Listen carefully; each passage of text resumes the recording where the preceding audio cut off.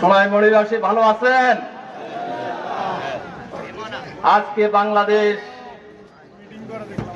ওই লাল সূর্য উদয়ের জন্য অপেক্ষা করছে।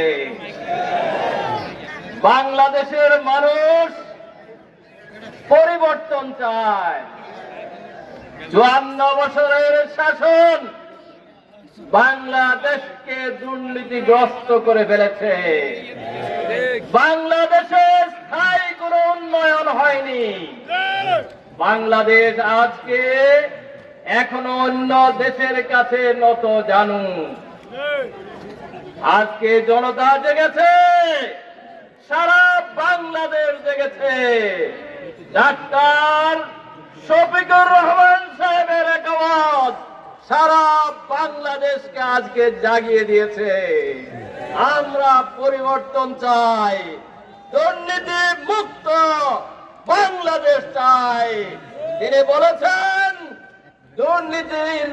দুর্নীতিকে তার লেগাম টেনে দেওয়া হবে ইনশাআল্লাহ। আমরা কি চাই? তাহলে এই খবরা সাইফুল্লাহ সাহেবকে দাঁড়িপাল্লা মার্কায় ভোট দিয়ে বিজয়ী করতে হবে।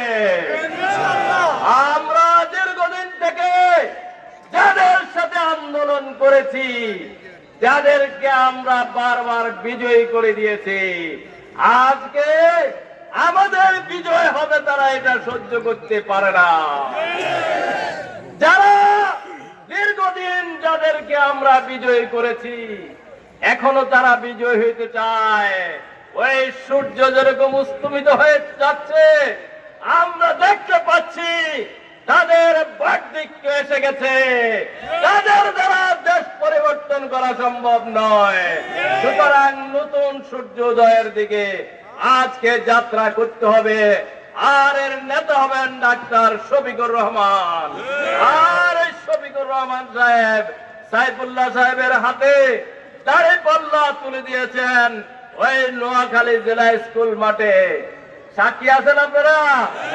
সুতরাং আজকে ঘরে ঘরে জনে জনে এই আওয়াজ পৌঁছে দিতে হবে। 12 তারিখের মার্কা দাঁড়িপাল্লা মার্কা। আজকে আমাদের মা বোনেরা